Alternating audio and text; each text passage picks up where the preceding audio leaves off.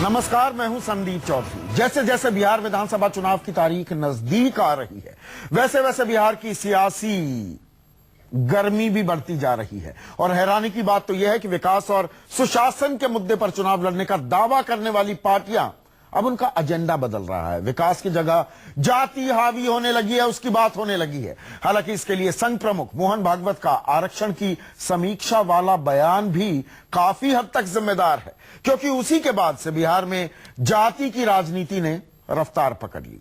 RJD के प्रमुख लालू प्रसाद यादव तो जाति कार्ड खेलते खेलते इतना आगे बढ़ गए हैं कि फांसी पर लटकने को तैयार हो गए हैं। उधर मोदी सरकार के मंत्री गिरिराज सिंह अब खुलेआम दावा करने लगे हैं कि एनडीए चुनाव में जीत दर्ज करती है तो मुख्यमंत्री कोई सवर्ण नहीं बनेगा, दलित या पिछड़ा या अति पिछड़ा ही बनेगा। आखिर इन दावों के मायने क्या हैं? आखिर विकास और सुशासन की वकालत करने वाले जाति कार्ड क्यों खेलने लगे हैं? इसी से जुड़ा है हमारा आज का सवाल। जाति कार्ड में फंस गए हैं मोदी, और उससे भी अहम सवाल यह कि बिहार में मुख्यमंत्री की कुर्सी क्या अब दलित, ओबीसी या ईबीसी के लिए रिजर्व हो गई है? इस पर हम चर्चा करेंगे। कुछ खास मेहमान मेरे साथ जुड़ चुके हैं, लेकिन पहले नजर इस रिपोर्ट पर। लगता है संघ प्रमुख मोहन भागवत का आरक्षण की समीक्षा वाला बयान बिहार चुनाव में एनडीए के लिए मुसीबत खड़ी करने वाला है। लालू संघ प्रमुख मोहन भागवत के बहाने बीजेपी को आरक्षण विरोधी बताकर दलित पिछड़ों के लिए फांसी पर लटकने के लिए तैयार हो गए हैं। अगर लालू अपनी रणनीति में सफल होते हैं, पिछड़ों के 60% वोट बिहार की सियासत की दशा दिशा पर असर डालते हैं, जिसे महागठबंधन और एनडीए के नेता बखूबी समझ रहे हैं। और लालू ने अगड़ों पिछड़ों की लड़ाई बताकर मोदी और बीजेपी को बुरी तरह से फंसा दिया है। शायद यही वजह है कि बीजेपी भी विकास के मुद्दे को अभी ठंडे बस्ते में डालकर आरक्षण के समर्थन में खुलेआम उतर आई है। बीजेपी के नेता तो अब खुलेआम दावा करने लगे हैं कि चाहे कुछ भी हो जाए, बिहार का मुख्यमंत्री दलित या पिछड़ा ही होगा। मैं तो कह चुका हूं भैया कि कोई सवर्ण मुख्यमंत्री नहीं बनेगा एनडीए से, और समरस समाज इस राज्य का नेतृत्व करेगा, चाहे यादव समाज हो, चाहे अति पिछड़ा समाज हो। जिसकी जितनी भागीदारी उसकी उतनी हिस्सेदारी हो। कि लालू जी के पास कोई मुद्दा नहीं बचा है, वो खुलेआम जातीय आधार पर वोट मांगने की कोशिश कर रहे हैं। नीतीश कुमार गुड गवर्नेंस की बात करते हैं, बीजेपी सबका साथ सबका विकास लेकर चलने की बात करती है। बीजेपी अब दावा कर रही है कि मुख्यमंत्री अगड़ी जाति का नहीं होगा। अब सवाल उठ रहा है कि क्या ये कहने से मोहन भागवत के आरक्षण वाले बयान की भरपाई हो पाएगी, जिसे लालू नीतीश चुनाव में बड़ा मुद्दा बना चुके हैं। लालू नीतीश के जाति कार्ड का बीजेपी कार्ड ढूंढ रही है। उधर लालू के परम विरोधी पप्पू यादव लालू के जाति कार्ड की हवा निकालने में जुट गए हैं। जब ये मुसलमान के नहीं हुए और यादव के नहीं हुए, तो आपको लगता है कि ये पिछड़ा, जिस पिछड़ा को पैर के तले रौंद दिया और कलमा पढ़ने वाले मुसलमानों को भी बांट दिया जिस नीतीश कुमार ने, और अति पिछड़ा पिछड़ा किया, और अगला पिछड़ा और गैर पसमंदा मुसलमान करने वाला। आज चुनाव के वक्त कभी उसको डीएनए याद आता है, कभी जनगणना याद आता है। सवाल ये है कि क्या बिहार चुनाव में विकास का मुद्दा अब दब गया है? आखिर क्यों सुशासन की बात करने वाले नीतीश आरक्षण और जाति की बात करने लगे हैं? ये सवाल एनडीए से भी है, जो मोदी सरकार देश विदेश में मेक इन इंडिया और सबका साथ सबका विकास का नारा देती है, वो बिहार में आकर जाति की राजनीति करने को क्यों मजबूर हो गई? और कुमार, पटना, न्यूज़ 24। और बात करने के लिए मेरे साथ बिहार की राजनीति में सभी जो प्रमुख दल हैं, आर पार की लड़ाई करने के जो मूड में हैं, उन सभी के नेता मेरे साथ जुड़ चुके हैं। मेरे साथ बीजेपी के राष्ट्रीय प्रवक्ता सुधांशु त्रिवेदी, कांग्रेस के प्रेमचंद्र मिश्रा, जेडीयू के वरिष्ठ नेता अली अनवर, आरजेडी के मनोज झा। और सुधांशु, ये बता दूं, ऐसा नहीं कि वैसे आप इन तीनों का मुकाबला तो कर सकते हैं, लेकिन आप ही के गठबंधन के एके वाजपेयी एलजेपी से, वो भी कुछ ही देर में हमारे साथ जुड़ जाएंगे। सुधांशु, पहला सवाल ये, गिरिराज सिंह का मैंने बयान सुनाया, यह उनका निजी बयान है, निजी राय है, ये पार्टी की लाइन है? देखिए, पार्टी की लाइन बिल्कुल स्पष्ट है। मुख्यमंत्री का चुनाव विधायक दल की बैठक में भाजपा के केंद्रीय संसदीय बोर्ड, पार्लियामेंट्री बोर्ड के द्वारा लिया जाएगा। इसी प्रक्रिया के द्वारा झारखंड में, महाराष्ट्र में, हरियाणा में हमने मुख्यमंत्री का नाम तय किया तो था। गिरिराज सिंह ताल इस क्यों ठोक विषय रहे में हैं? क्यों ताल ठोक रहे हैं? हाँ, मैं कि बोल रहा हूं। कोई सवर्ण नहीं बनेगा गिरिराज सिंह जी के बयान के बाद गिरिराज जी के बयान के बाद रविशंकर जी बोल चुके हैं, धर्मेंद्र प्रधान बोल चुके हैं और पार्टी के आधिकारिक प्रवक्ता लोग बोल चुके हैं। गलत बयानी कर रहे हैं। अब हमारे तरफ से राजनीतिक दृष्टि से बिल्कुल स्पष्ट है। गिरिराज सिंह गलत बयानी कर रहे हैं, बरगला रहे हैं, वोटों का ध्रुवीकरण कर रहे हैं। नहीं, कोई गलत बयानी नहीं कर रहे हैं। कोई भी अपना देखिए, कोई भी व्यक्ति अपना बयान दे सकता। पार्टी का मत मैंने आपको स्पष्ट कर दिया। गिरिराज सिंह कोई भी नहीं है, बात जो है तो वो तो गिरिराज आज सिंह कोई भी नहीं है, केंद्रीय मंत्री हैं, कद्दावर नेता हैं बिहार के, उनको मैं कोई भी कैसे मान लूं? अब आप भी, अगर मैं कहूं, नहीं, संदीप जी, असल सवाल पर आता हूं, आप भी ये अगड़ा बनाम पिछड़े की लड़ाई में चल पड़े हैं, आप भी जाति कार्ड खेलने लगे हैं सीधा सीधा। संदीप जी, आगड़े बनाम पिछड़े की बात कोई आज गिरिराज सिंह के बयान से नहीं शुरू हुई है। ये तो पिछले 15-20 दिन से लालू प्रसाद यादव जी बोल रहे हैं। कभी कहते हैं मंडल बनाम कमंडल की लड़ाई है, कभी कहते हैं अगड़ा बनाम पिछड़ा की लड़ाई है, कभी वो कहते हैं कम ये मंडल पार्ट 2 है। तो कौन कर रहा है ये कार्ड? तो आप भी उसी खेल में घुस गए ना? दिखाई पड़ रहा पिछले 2-3 हफ्तों से। आप भी उसी खेल में घुस गए ना? क्यों चले गए? अरे आप क्या बात कर रहे हैं? आप भी वही बोली बोलने लगे। भाई आप कैसे बात कर रहे हैं? लालू प्रसाद यादव जी इनके गठबंधन के नेता हैं। पटना की रैली में सबसे अंत में लालू प्रसाद यादव जी बोले थे, सोनिया गांधी के भी बाद में और वो तो कर रहे हैं, उनसे मैं सवाल पूछूंगा। इसलिए वो एकदम नेता आप भी तो वही करने और वो लगे लगातार ना। बोल रहे हैं। आप भी उन जैसे निकले भाई, आप भी उन जैसे निकले भाई। आपने विकास की राह छोड़ दी। संदीप जी, मैं ये कह रहा हूं कि अगर हमारे जदयू और आरजेडी के प्रवक्ता लोग या मानने को तैयार हैं कि श्री लालू प्रसाद यादव जी उनकी पार्टी में उसी स्तर पे हैं जितना हमारे यहाँ गिरिराज सिंह जी हैं, और इस आधार पे दोनों के बयानों को एकदम समान कहा जा सकता हमारी पार्टी के स्पष्टीकरण के बावजूद भी, तो मुझे कोई आपत्ति नहीं है। मनोज झा, खेल आपने शुरू किया है, उसी राह पर बीजेपी जाती दिख रही है। क्या आप ये कंसीड करने को तैयार हैं कि खेल तो दरअसल लालू प्रसाद यादव ने ही शुरू किया? अजगर के मुंह में हाथ मत देना, फांसी पर भी लटकना हो लटक जाऊंगा, आरक्षण तो रहेगा ही रहेगा। ये अगड़ों बनाम पिछड़ों की लड़ाई है। 2 दिन पहले बयान आया, शायद इसलिए आज गिरिराज सिंह ने यह बयान दिया। संदीप जी, असल में क्या है ना, 24 घंटे 7 दिन वाले टेलीविजन में इंस्टीट्यूशनल मेमोरी का लैप्स बहुत जल्दी होता है। 25 जुलाई को हमारे माननीय प्रधानमंत्री जी, जिनको आप कह रहे थे कि वो फंस गए जाति के कार्ड में, शुरुआत उन्होंने की थी। मुजफ्फरपुर की रैली में उन्होंने 3 दफा यदुवंशियों के बारे में जो ऑलमोस्ट गैर शालीन टिप्पणी की थी, मैं उसकी आपको चाहूंगा कि आप जाकर के आर्काइव चेक कर लीजिए। मुझे याद है। हम हमेशा मानते थे, खास करके जातिगत आर्थिक सर्वेक्षण के बाद, मैं इसलिए कह रहा हूं चूंकि आपने कहा कि वो फंस गए, उन्होंने पूरी विमर्श को बदलने की चेष्टा की थी। दूसरी चीज, आर्थिक सर्वेक्षण के आंकड़ों के बाद हमारे होश उड़ गए, हम परेशान हुए। इस मुल्क में 56% लोग भूमि और भूमिहीन, भूमि का स्वामित्व और भूमिहीन होना क्या रिश्ता है। उसके बाद से हमारी पूरी स्ट्रैटेजी बदली। हमने कहा स्ट्रैटेजी बदली, आप ये मान रहे हैं ना? लेकिन स्ट्रैटेजी बदली, आप ये मान रहे हैं? मंडल 2 हावी हो गया उसके बाद। आप मेरी पूरी बात, संदीप जी मेरी पूरी बात सुनिए, नहीं तो विमर्श बात नहीं होगी। समेकित विकास और सामाजिक न्याय का विस्तारीकरण, हमारे लिए ये लड़ाई चेतन विपन्नता और असंवेदनशील संपन्नता के बीच में है। नाम कुछ भी कोई दे दे, हम उसी के माध्यम से लड़ना चाहते हैं और बिहार जीत करके मुल्क में वैकल्पिक आर्थिक सामाजिक दर्शन लाना चाहते हैं। तो मतलब वही 25 साल पहले चले गए ना? भागवत जी को कष्ट, मंडल 2 पर आ गए, तंत्र को कष्ट हो, मंडल 2 पर आ गए। वही तो मैं कह रहा हूं हुजूर।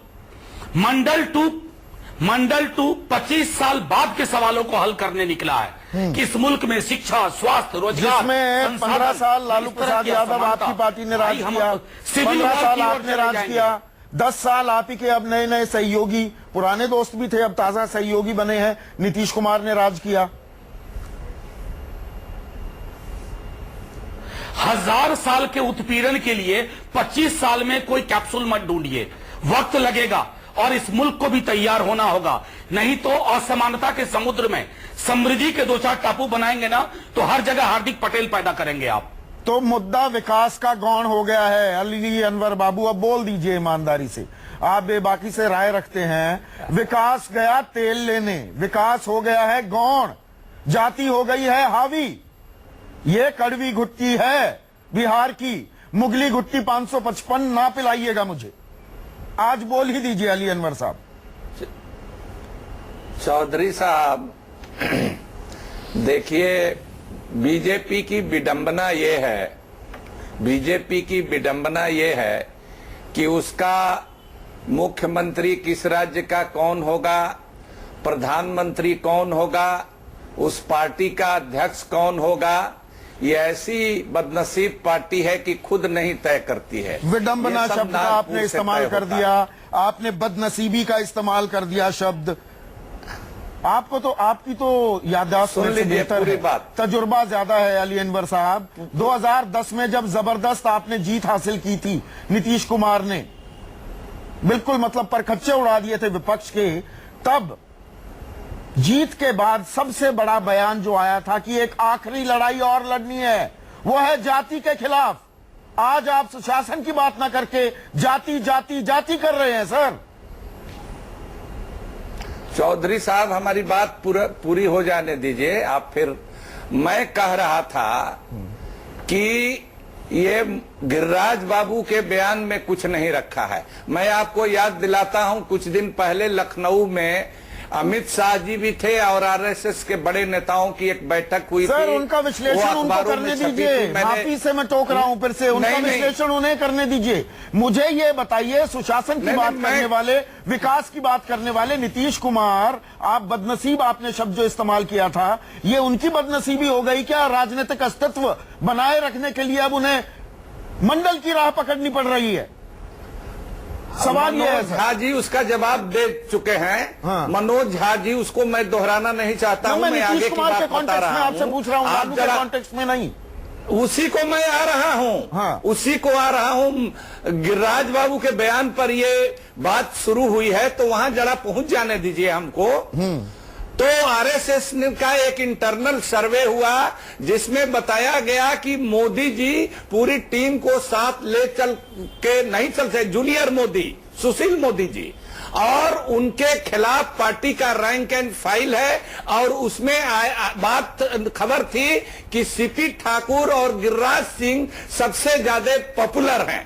तो जब इनकी सरकार बनेगी तो आरएसएस की जो मंशा होगी वो उसके मुताबिक बनेगी, वो दूसरे के मुताबिक नहीं बनेगी। बात आप कह रहे हैं गिरिराज सिंह से जी के बयान में, उन्होंने कहा कि जिसकी जितनी संख्या भारी उसकी उतनी भागीदारी। तो आप देख लीजिए, टिकट हम लोगों ने संख्या समाज में जिसकी है उसके मुताबिक हम लोगों ने दिया है या उन्होंने संख्या के उलट दिया है। सारा फिगर आपके पास है। हाँ, फिगर है मेरे पास। 100+ किसको दिया है और कौन 100+ किसको दिया है? तो बात तो घूम फिर कर वही आ गई ना। गिरिराज सिंह के ये सवाल का जवाब छिपा हुआ। मिश्रा बाबू, गिरिराज सिंह के बयानों को लेकर अपने फिगर्स को जस्टिफाई करना कितना जायज है? अगर सारी टिकट भी, मेरे पास दोनों के आंकड़े हैं कि 64 यादवों को टिकट दे दिए आपके महागठबंधन ने, 33 मुसलमानों को दे दिए, 17 कुर्मियों को दे दिए। ये जाति के आधार पर ही चुनाव लड़ा जा रहा है ना। ये तो हेंस प्रूव्ड, जो वो कहते हैं ना, मैथ्स में हम लिखा करते थे स्कूल में QED, बिहार में ये QED हो गया।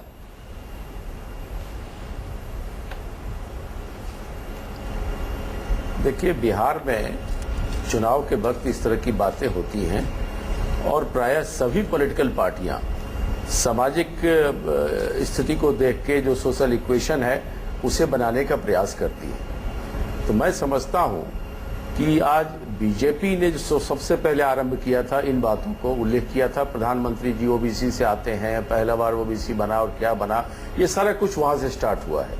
अब लालू जी ने उस पर कुछ प्रतिक्रिया दी है। तो लालू जी एक बिहार के प्रमुख नेता हैं, वो उनको अपनी व्यक्तिगत राय रखने की अपना पूरी छूट है, वो पार्टी के अध्यक्ष हैं।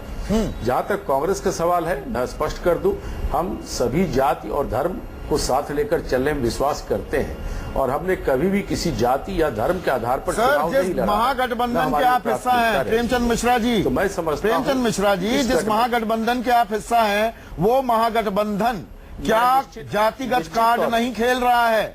क्या लालू प्रसाद यादव ताल नहीं ठोक रहे हैं? ये अगड़ों बनाम पिछड़ों की लड़ाई है। देखिए, आरक्षण हट नहीं सकता, ये मंडल 2 है। नहीं, देखिए, कांग्रेस के नजर में यह अगड़े और पिछड़े की लड़ाई नहीं है, यह लड़ाई सांप्रदायिकता के खिलाफ है।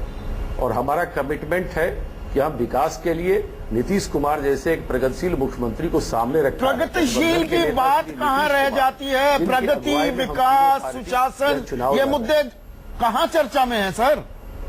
या तो आप किसी और दुनिया में रह रहे हैं या मैं किसी और दुनिया में रह रहा हूं। एजेंडा यही है, एजेंडा यही है। अगर भारतीय नहीं, ना आप किसी दुनिया में ना हम कहीं हैं। सच्चाई जो है वो मैं बोल रहा हूं। भारतीय जनता पार्टी अगर धार्मिक उन्माद के साथ साथ जातीय उन्माद की राजनीति करेगी तो उसके काट के लिए स्वाभाविक है उसके प्रतिद्वंदी भी कहीं न कोई उपाय लगाएंगे। लेकिन जहां तक हमारा मानना है, मैं स्पष्ट कर दूं, डेवलपमेंट और सेकुलर पॉलिटिक्स के लिए हमारा कमिटमेंट है। और नीतीश कुमार जी ने बिहार को डेवलपमेंट के राह पे आगे लाया है अपने शासनकाल में। वो एक अच्छा चेहरा है। बिहार में सबसे बढ़िया कितनी दफा नीतीश कुमार ने सुशासन की बात की है, बनाया है, जिसमें आरजेडी की भी सहमति है, कांग्रेस की भी सहमति है। नीतीश बाबू ने कितनी बार सुशासन को मुद्दा बनाया? सुशासन की बात हो रही है। आप नीतीश जी का भाषण देख लीजिए, उनके क्लिप्स मंगाइए। मैं देखता रहता हूँ। मैंने आज नवादा का भी देखा, वहां पर लोगों की नाराजगी भी देखी। और मैंने नवादा का भाषण भी सुना आज, वहां लोगों की नाराजगी भी देखी। फिर उसमें वो गिरिराज सिंह के कंस्टिट्यूंसी है। हाँ, वो गिरिराज सिंह की कंस्टिट्यूंसी है। गिरिराज ने वहां पर कुछ लोगों से कुछ करवाया है। तो अगर ये तो इलेक्शन में चलता रहेगा, ये प्रतिक्रिया उनको भी झेलनी पड़ेगी हो सकता है आने वाले समय में। लेकिन बिहार की राजनीति को डाइवर्ट करा देना कि ये कास्ट की पॉलिटिक्स से ही रिलेटेड राजनीति हो रही है, मैं ऐसा नहीं मानता हूं। विकास और नीतीश कुमार जी की छवि और सांप्रदायिक शक्तियों को सत्ता से बाहर रखना हमारी प्रायोरिटी है। और मैं समझता हूं हमारा गठबंधन इसी पर आगे चल रहा है। अगर बीजेपी जातिगत राजनीति करने के लिए जातिगत कार्ड खेलेगी तो हमारे पास उसका भी जवाब है। मैं ये कहना चाहता हूं। जी सुधांशु, अंग्रेजी में एक वो फ्रेज है, रीड माई लिप्स। ये रीड माई लिप्स वाला खेल तो नहीं खेल रही है बीजेपी गिरिराज सिंह के जरिए? कि गिरिराज सिंह सब जानते हैं भूमियार हैं, अगड़े हैं। अगड़ों को पता है अरे बनने तो दो, अगड़ा ही बनेगा। वो संदेश तो पहले से ही चला गया। लेकिन गिरिराज सिंह, एक भूमियार के मुंह से ये कहलवाना, ये संदेश दिया जा रहा है क्या पिछड़ों को, अति पिछड़ों को? वो सीधा सीधा गणित है। ये लगभग 50% वोट बैंक है कि नहीं भैया हमारी बात सुन लो, मान लो, आप ही के जाति के व्यक्ति को हम मुख्यमंत्री बना देंगे, जिसकी जितनी भागीदारी उसकी इतनी हिस्सेदारी। तभी तो आप ये नारा देने लगे। ये रीड माई लिप्स वाला खेल हो रहा है क्या सुधांशु? टिकट कितना दिया देखिए, है? मैंने पहले ही आपको यह बात स्पष्ट कर दी कि मुख्यमंत्री हमारे यहाँ किस प्रक्रिया के द्वारा चयनित किया जाएगा। और गिरिराज सिंह जी की बात है तो गिरिराज सिंह जी ने पहली बार तो कोई उल्लेखनीय बयान दिया, ऐसा तो नहीं है। इससे पूर्व भी हम और आप उनके कई बयानों के ऊपर बैठकर इनाम मिलता रहता है उन्हें। तो केंद्रीय मंत्री बन गए, केंद्रीय मंत्री बन गए, आप लोग उनके बयानों की निंदा करते रहे और वो केंद्रीय मंत्री बन गए। हम तो वो जानते हैं, आप भी जानते हैं सुधांशु। नहीं, मैं ये नहीं कह रहा हूँ। नहीं, मैं कह रहा हूँ कि अगर किसी भी बयान को देखा जाता है, उससे ज्यादा क्या आगे चर्चा करें उस बात पे? वो बयान देते चले गए, निंदा होती चली गई, उनका कद बढ़ता चला गया। नहीं सुनिए, तो मैं कह रहा हूं कि किसी भी बयान को हम परिप्रेक्ष्य या संदर्भ में ही देखते हैं, रेफरेंस या कॉन्टेक्स्ट में ही देखते हैं। उस रेफरेंस कॉन्टेक्स्ट में देखें तो ये उतना बड़ा बयान नजर नहीं आता है जितने बड़े स्तर पर हम इसकी समीक्षा कर रहे हैं। नहीं, बयान बड़ा है। अब आप मेरे दूसरे सवाल को पहले ही भांप गए। सारी बात पे आप सवाल भांप गए, प्रॉम्प्ट कर रहे थे अभी अली अनवर, उनसे शायद आपको अंदाजा लग गया। बात पूरी करना दे, मेरे लिए थोड़ा मुश्किल सवाल सुन लीजिए। मुझे अपनी पूरी बात करने दीजिए। आप अरे छोटा भाई हूँ, छोटा भाई हूँ आपका, तो मुझे आपसे छोटा हूँ। छोटे की इतनी जिद मान लीजिए कि छोटा जिद कर रहा है कि पहले सवाल पूछना है। सवाल ये, जिस और इशारा भी कर दिया अली अनवर साहब ने कि जिसकी जितनी हिस्सेदारी उसकी उतनी भागीदारी। ये खास आप कह रहे हैं ना, इसको इतना बड़ा मत बनाइए। मैं बड़ा बनाऊंगा वो इसलिए कि 243 जो उम्मीदवार हैं उसमें से एनडीए ने, जो 4 पार्टियों का गठबंधन है, 85 सवर्णों को टिकट दिया है। सर 243 का मुझे गणित आता है। थोड़ा गणित मेरा इतना कमजोर भी नहीं है, ये 35% रिप्रेजेंटेशन हो गया और इनकी तादाद है 15%, उससे ऊपर नहीं है। 15% आबादी को 35% टिकट क्यों दे दिए और अब कहा जा रहा है कि जिसकी जितनी भागीदारी उसको उतनी हिस्सेदारी? कहीं ना कहीं तो झोल है। देखिए, किस वर्ग की कितनी भागीदारी है इस विषय को लेकर अभी कोई भी आधिकारिक डाटा उपलब्ध नहीं है। अच्छा। और वर्ग का प्रतिनिधित्व, और अभी आप जो दिखा रहे हैं महागठबंधन में श्री लालू प्रसाद यादव जी की जाति का प्रतिनिधित्व आपको अनुपात के अनुसार बड़ा युक्तिसंगत नजर आ रहा है। तो जो दावा कहा जा रहा है कि जिसकी जितनी भागीदारी उसकी उतनी गला बैठ गया लालू प्रसाद यादव का, संख्या के हिसाब से बहुत अनुपातिक रिलीजियस सेंसस जारी कर दिया, आप कास्ट सेंसस भी जारी कर दो। उनका तो गला बैठने को हुआ रहता है इस मांग को लेकर। आप कास्ट सेंसस जारी नहीं करते, रिलीजियस सेंसस जारी कर देते हैं, क्योंकि उनको पता था कि इतने कम समय में अभी जारी होने में उसमें समय लगेगा। बिल्कुल जारी होगा। 2011 का सेंसस है सर, जारी होगा ना। 2011 का सेंसस है। 2 साल से आपके पास रिलीजियस सेंसस पड़ा हुआ था, वो अभी जारी करते हैं। 2 साल से पड़ा हुआ था। आप मेरे सोर्सेज को डिनाई कर दीजिए। बिल्कुल ताल ठोक के कह रहा हूं, 2 साल से पड़ा हुआ था। वो एक अलग।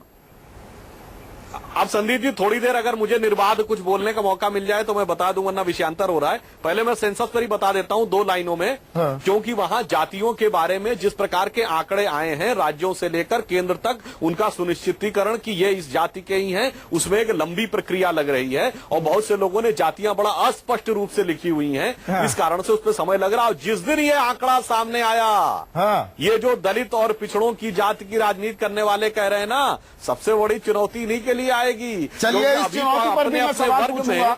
थोड़ा सा ब्रेक लेता हूं और मैं आपको वक्त इसलिए ज्यादा दे रहा हूं क्योंकि आप एनडीए की तरफ से अकेले हैं, महागठबंधन की तरफ से मेरे पास 3 लोग हैं। तो अली अनवर बाबू और मिश्रा जी और झा साहब, बुरा मत मानिएगा, पर मैं थोड़ा फेयर होने की भी कोशिश कर रहा हूं यहां पर। आप तीनों से मेरे कुछ सवाल हैं ब्रेक के बाद।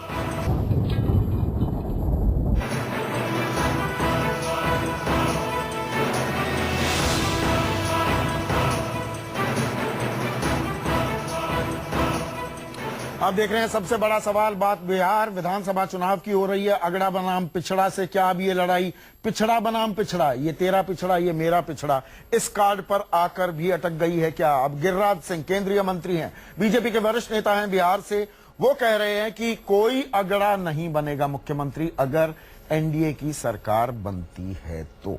मेरे साथ एक और खास मेहमान AK वाजपेयी, एलजेपी से एनडीए का हिस्सा हैं, वो जुड़ चुके हैं।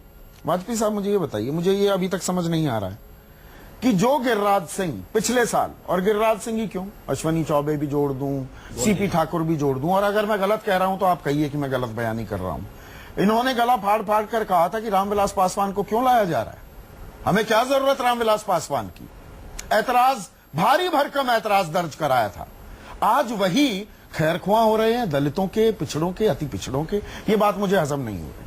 देखिए, ऐसा है, ये चुनाव की राजनीति है और हर राजनीतिक पार्टी अपना नफा फायदा देखा करती है। अब सवाल इस बात का है कि गिरिराज जी का बयान आया, गिरिराज जी के बयान को पार्टी ने, बीजेपी ने, उनके प्रवक्ता ने, रविशंकर जी ने अधिकृत तौर पर यह कह दिया है कि उससे हमारा कोई लेना देना नहीं है। पर गिरिराज सिंह का बयान क्यों आया? वो गिरिराज सिंह जो रामविलास पासवान की एंट्री नहीं देखना चाहते थे एनडीए में। वो तो उनको सबक मिला ना कि रामविलास पासवान आए तो उनको ये रफू तो नहीं कर रहे, मोहन भागवत के बयान की का रफू तो नहीं हो रहा। नहीं, मोहन भागवत जी का बयान कोई दुविधा वाला बयान नहीं है। क्यों नहीं? दुविधा वाला क्यों नहीं है? रिव्यू की बात देखो, आरजेडी भी रिव्यू की बात करती है, सारी पार्टियां रिव्यू की बात कर रही हैं। रिव्यू का मतलब क्या है कि छीनना नहीं है। रिव्यू में यह है कि अगर SC ST OBC में अगर क्रीमी लेयर आ गया है तो उसका रिव्यू किया जाए, क्योंकि 25 साल 40 साल पहले क्या स्थिति थी, वो आज की स्थिति क्या है, उसको तो देखना चाहिए ना। सवाल छीनने का नहीं है, सवाल रिव्यू करने का है। तो उस बयान को अन्यथा न लिया जाए, ये बात सब लोग क्लियर कर चुके हैं। रफू नहीं हो रहा है, रफू का सवाल नहीं है। बयान रफू नहीं हो रहा। मोटे तौर पर सभी पार्टियां इस बात के लिए सहमत हैं कि ये रिव्यू होना चाहिए। अब किस स्थिति में होना चाहिए? लालू साहब ये कहते हैं कि ये छीनने की बात कर रहे हैं। छीनने की बात कौन कर रहा है? रिव्यू की बात कर रहे हैं। और रिव्यू होगा तो उसमें से कोई अच्छा मंथन होकर कोई अच्छी चीज निकलेगी। अच्छा, एक चीज अली अनवर साहब मुझे ये बताइए, और ये फैक्टर बड़ा फैक्टर है, उसका आगे मैं करूंगा व्याख्यान करूंगा और आपसे विश्लेषण भी चाहूंगा। जी। आप हार्दिक पटेल के साथ हैं, उसके आंदोलन के साथ हैं क्या? नहीं, आंदोलन के साथ होने की बात नहीं थी। हमने, आपको याद होगा शायद आप ही के चैनल पर कहा था कि उस आदमी ने, उस नौजवान ने जो गुजरात का विकास मॉडल है उसका भांडा फोड़ दिया है और जो कम्युनल पोलराइजेशन की पॉलिटिक्स और उसका प्रयोगशाला माना जाता था गुजरात, उसको एजेंडा को चेंज कर दिया है। नहीं, नीतीश कुमार पहले खुला समर्थन देने आ गए, उसके बाद थोड़े झिझक गए हार्दिक पटेल को लेकर। मैं सवाल इसलिए पूछ रहा हूं और साफ कर देता हूं तस्वीर को। अली अनवर साहब, 2 दिन पहले हार्दिक पटेल जमशेदपुर में था।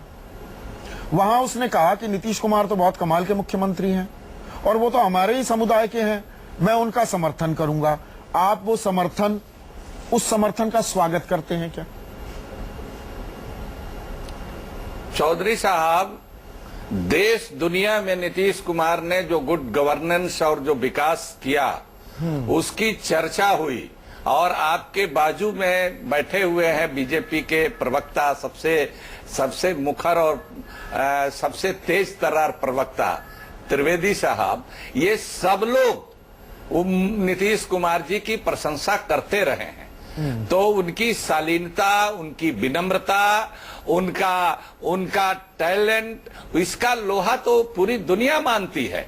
मोदी जी का विकास का मॉडल का तो माने सिर्फ प्रचार प्रसार बहुत हुआ, लेकिन और वो तो पहले से विकसित राज्य था, नया क्या किया?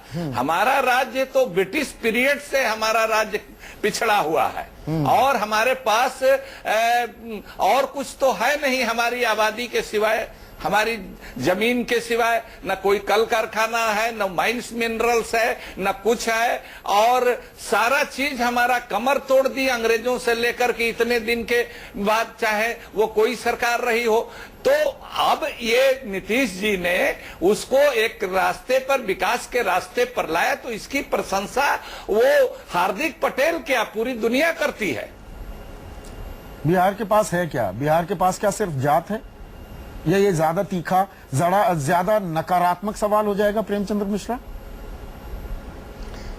बड़ी पीड़ा से मैं ये सवाल पूछ रहा हूं क्योंकि मैं चाहता हूं, या कोई भी पत्रकार चाहता होगा कि आप लोगों से, आप जैसे लोगों का हम कीमती वक्त मांगते हैं, उसे हम जाति पाति के नाम पर जाया करने के बजाय विकास, सुशासन, लोगों की अपेक्षाएं, आकांक्षाएं, यूथ की उम्मीदें, उस पर चर्चा हो। अब तक तो हो नहीं पाई, चुनाव सर पर आ गए। बिल्कुल नहीं, बिल्कुल मैं आपकी बातों से सहमत हूं कि बिहार के आम मतदाता, चाहे युवा वर्ग हो या हमारा किसान हो या समाज के दूसरे वर्ग के लोग हैं, सबकी दिलचस्पी अब डेवलपमेंट की पॉलिटिक्स में है। अब पहले वाली बात नहीं है कि हम कुछ भी कह के लोगों को भ्रमित कर दें, कोई धर्म के नाम पर, कुछ और नाम पर, यह संभव नहीं है। और मैं स्पष्ट कर देना चाहता हूं कि नीतीश कुमार जी ने बेहतरीन काम किया है एज चीफ मिनिस्टर, इसकी ख्याति है गांव से लेकर शहर तक। सर जब ये बातें होने लगती है ना, देखिए प्रेमचंद्र मिश्रा साहब, आप समझते हैं राजनीति को, मुझसे बेहतर समझते हैं। आप ये मत बताइए पिछले साल क्या किया उन्होंने? जीतन राम मांझी को क्यों बिठा दिया मुख्यमंत्री की कुर्सी पर? नैतिक जिम्मेदारी भी ले ली, वो चोला भी ओढ़ लिया कि नहीं, लोकसभा चुनाव के बाद मुझे कुर्सी पर नहीं रहना चाहिए, पर बिठा दिया एक महादलित को। वो कार्ड उल्टा पड़ गया, खुद आकर बैठ गए। जातिगत कार्ड तो कब से खेल रहे हैं नीतीश कुमार जी? ये मत बताइए सर, ये मत बताइए।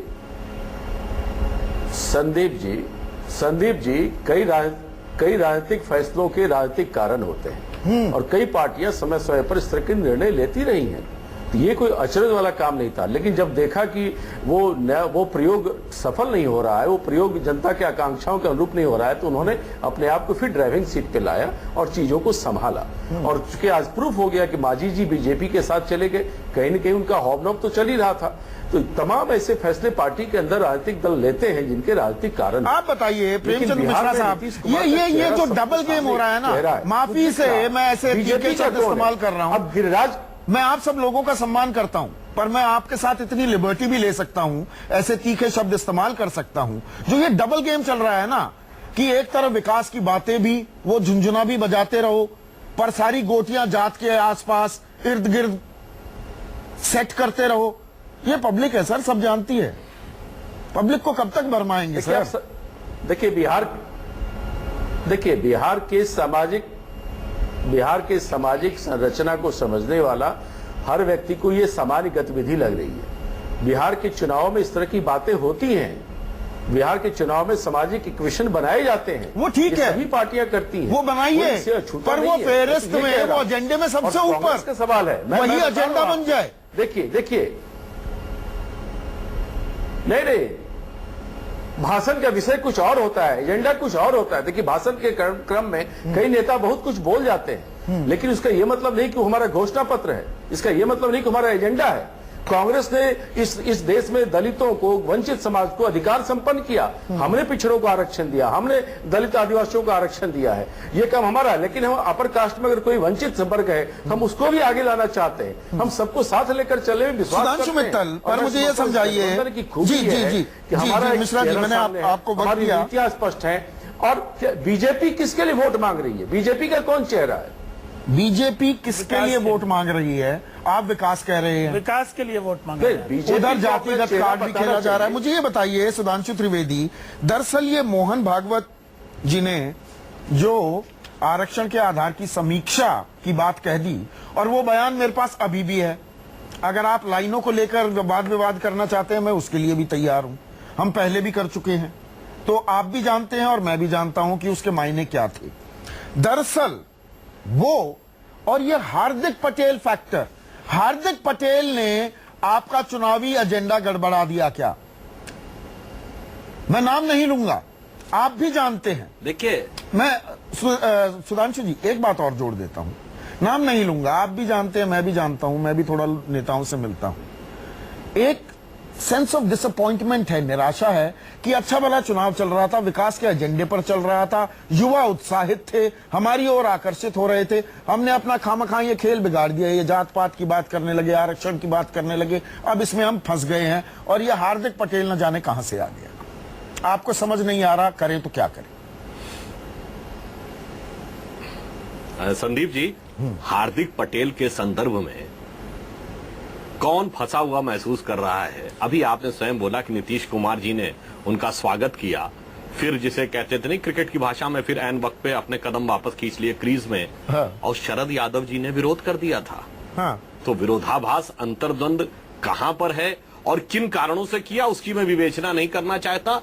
सारे समझने वाले समझ रहे हैं, ना समझे हुआ नाड़ी है कि क्यों नीतीश कुमार ने हार्दिक पटेल के आरक्षण के विषय का समर्थन किया और क्यों श्री शरद यादव ने उसका विरोध किया। अब आप आइए आरक्षण के विषय की समीक्षा पर। तो अली अनवर साहब यहां बैठे हुए हैं। जनता दल यू की सरकार ने यदि अति पिछड़ा और महादलित लाया था, तो यह उस आरक्षण के विषय की समीक्षा नहीं थी तो क्या थी, और वह किस आधार पर किया था? आपने आर्थिक और सामाजिक पिछड़ापन ही तो मांगा था। अब आइए, रही बात आर्थिक विषय के ऊपर, तो प्रेमचंद मिश्रा जी ने अभी बैठकर बड़े गर्व से इस विषय का श्रेय लिया। कांग्रेस की पार्टी ने हमारा मंडल का रिजर्वेशन ओबीसी का लागू किया था, उसमें क्रीमी लेयर का क्राइटेरिया डाला था कि नहीं, और क्रीमी लेयर किस आधार पे था? आर्थिक आधार पे नहीं था तो किस आधार पे था? तो ये तीनों दलों से पूछ लीजिए, समीक्षा किसने की, आर्थिक विषय किसने डाला, और हमारे स्पष्टीकरण के बाद भी, राष्ट्रीय स्वयंसेवक संघ के स्पष्टीकरण के बाद भी खाम में उस विषय को लेकर ये लोग चढ़े हुए और अभी पर सारे सवाल दाग दिए। मेरे मूल सवाल का, सुधांशु, मूल सवाल का जवाब नहीं दिया, औरों पर तो दाग दिया आपने सवाल। नहीं, मेरा सवाल ये, अंदर खाने कहीं ना कहीं इस बात को लेकर, एक मिनट सुधांशु जी, अंदर खाने कहीं ना कहीं क्या इस बात को लेकर एक निराशा नहीं है, हताशा नहीं है एनडीए खेमे में कि अच्छा भला चुनाव चल रहा था, अच्छा भला विकास का एजेंडा हावी हो रहा था, हम क्यों जात पात में घुस गए? और आप घुस गए। क्या अंदर खाने ये है भावना, या मैं गलत रीड कर रहा हूं, मुझे गलत बताया जा रहा है? वो जर्नलिस्ट को प्लांट कर देते हैं ना खबरें, प्लांट तो नहीं की जा रही खबर। हताशा संदीप जी, हताशा तब होती जब कोई दूसरा विकल्प होता विकास के मामले में। हाँ। आप ये बताइए, एक रिवर्स लॉजिक से सोच लीजिए यदि यह कहा जाए कि विकास का विषय हमारे साथ नहीं है, तो क्या भ्रष्टाचार की प्रतीक कांग्रेस और जंगल राज की प्रतीक लालू यादव जी के साथ मिलकर घर घर दस्तक देने वाले इस महागठबंधन के साथ है? तो आप खुद सोच लीजिए ना, जब विकल्प होता है तब यह समझ डर होता है। वाजपेयी साहब, क्या ये है अंदर खाने एनडीए में, क्या एक ये विचार भी हावी हो रहा है? अरे भाई कहाँ फंस गए? अच्छा भला चुनाव चल रहा था। नहीं, देखिए अभी चुनाव शुरू हुआ है और ये मजबूरी है लालू यादव की और महागठबंधन की कि वो जाति का कार्ड खेले, लेकिन वो ये भूल गए हैं कि बिहार में 18 से 40 वर्ष के जो लोग हैं वो 56% हैं और वो विकास चाहते हैं और विकास की धारा चल चुकी है। ये आपने देखा लोकसभा के चुनाव में और उससे पहले देखा आपने बिहार विधानसभा के चुनाव में। नीतीश जी सुशासन के नाम पे आए थे, लोकसभा में मोदी जी विकास के नाम पर आए और अभी भी विकास के नाम पे ही चुनाव लड़ा जाएगा, विकास के नाम पर ही लड़ा जाएगा। लेकिन लालू यादव क्या चाहते हैं कि किसी तरह से ये जात पे आए, किसी तरह से ये कार्ड पे आए, लेकिन वो कार्ड बिहार का उपचुनाव भी हुआ जी और दिल्ली का भी आम चुनाव हुआ। संदीप मोदी जी के आने के बाद दिल्ली का भी चुनाव हुआ, बिहार का उपचुनाव भी हुआ। प्रेमचंद मिश्रा साहब, आपके पास 20 सेकंड है, बस मैं वाइंड अप कर रहा हूं, आ रहा हूं सुधांशु, 20 सेकंड। प्रेम जी आपके पास।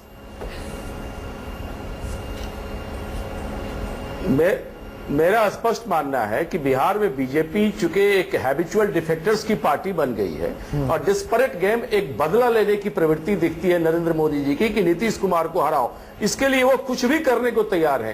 अपना जात बताया, बिहार में गवर्नर बन के आए, उनका भी जात बताया गया। हम क्या करने वाले हैं, ओबीसी हैं तो ये है, ये तमाम जो पॉलिटिक्स जो धार्मिक उन्माद के बजाय जातीय उन्माद को जो जोड़ने की राजनीति बीजेपी कर रही है, वो दाल बिहार में सुधांशु, फाइनल रिस्पॉन्स 15 सेकंड। कह रहे थे सुधांशु जी जंगल राज इनके member of parliament RK Singh,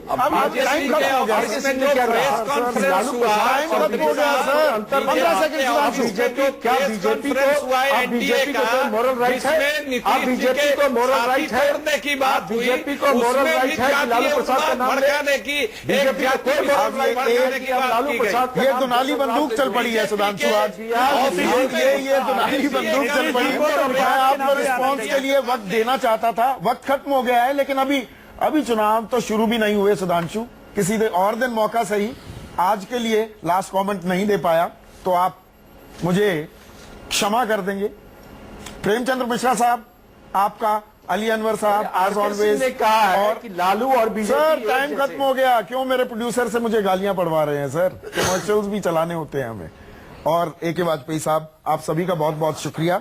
आज सबसे बड़ा सवाल में बस इतना ही, लेकिन इसी उम्मीद के साथ कि बिहार के चुनाव विकास के नाम पर भी लड़े जाएं, आपसे विदा लेता हूं। नमस्कार।